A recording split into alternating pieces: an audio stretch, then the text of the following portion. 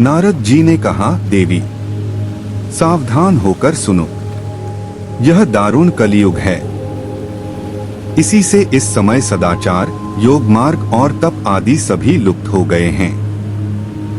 लोग शठता और दुष्कर्म में लगकर अघासुर बन रहे हैं। संसार में जहां देखो वहीं सत्पुरुष दुख से मिलान हैं और दुष्ट सुखी हो रहे हैं। इस समय जिस बुद्धिमान पुरुष का धैर्य बना रहे, वही बड़ा ज्ञानी या पंडित है। पृथ्वी क्रमशः प्रतिवर्ष शेषनाग जी के लिए भार रूप होती जा रही है। अब यह छूने योग्य तो क्या, देखने योग्य भी नहीं रह गई है और न इसमें कहीं मंगल ही दिखाई देता है। अब किसी को पुत्रों के साथ तुम्हारा दर्शन भी नहीं होता। विषयानुराग के कारण अंधे बने हुए जीवों से उपेक्षित होकर तुम जर्जर हो रही थी। वृंदावन के संयोग से तुम फिर नवीन तरुणी हो गई हो। अथ यह वृंदावन धाम धन्य है, जहां भक्ति सर्वत्र नृत्य कर रही है। परंतु तुम्हारे इन दोनों पुत्रों का यहाँ कोई ग्राहक नहीं है, इसलिए इनका बुढ़ापा नहीं छूट रहा है। यहाँ इनको कुछ आत्मसुख यानी भगवत स्पर्श जनित आनंद की प्राप्ति होने के कारण ये सोते से जान पड़ते हैं। भक्ति ने कहा, राजा परीक्षित ने इस पापी कलयुग को क्यों रहने दिया? इसके आते ही सब वस्तुओं का सार न जाने कहाँ चला गया। करुणामय श्रीहरि से भी यह अधर्म कैसे देखा जाता है? हे मुनि, मेरा यह संदेह दूर कीजिए, आपके वचनों से मुझे बड़ी शांति मिली है।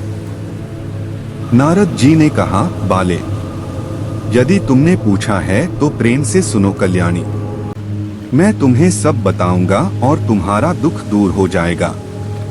जिस दिन भगवान श्री कृष्ण इस भूलोक को छोड़कर अपने परमधाम को पधारे, उसी दिन से यहाँ संपूर्ण साधनों में बाधा डालने वाला कलयुग आ गया। दिग्विजय के समय राजा परीक्षित की दृष्टि पड़ने पर कलयुग दीन के समान उनकी शरण में आया। भ्रमर के समान सारग्राही राजा ने यह निश्चय किया कि इसका वध मुझे नहीं करना चाहिए, क्योंकि फल तपस्या, योग एवं समाधि से भी नहीं मिलता। कलयुग में वही फल श्रीहरि कीर्तन से ही भली भांति मिल जाता है।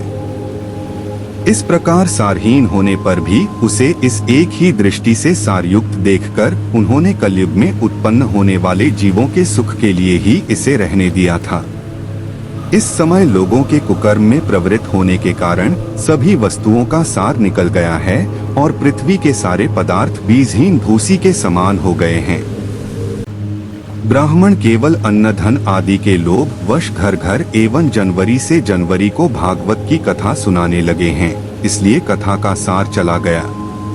तीर्थों में नाना प्रकार के अत्यंत घोर कर्म करने वाले नास्तिक और नारकी पुरुष भी रहने लगे हैं, इसलिए तीर्थों का भी प्रभाव जाता रहा। जिनका चित्त निरंतर काम, क्रोध, महान लोभ और तृष्णा से तपता रहता है, वे भी तपस्या का ढोंग करने लगे हैं, इसलिए तप का भी सार निकल गया। मन पर काबू न होने के कारण तथा लोभ, दंभ और पाखंड का आश्रय लेने के कारण एवं शास्त्र का अभ्यास न करने से ध्यान योग का फल मिट गया। पंडितों की यह दशा है कि वह अपनी स्त्रियों के साथ पशु की तरह रमण करते हैं, उनमें संतान पैदा करने की ही कुशलता पाई जाती है, मुक्ति साधन में वे सर्वथा अकुशल हैं।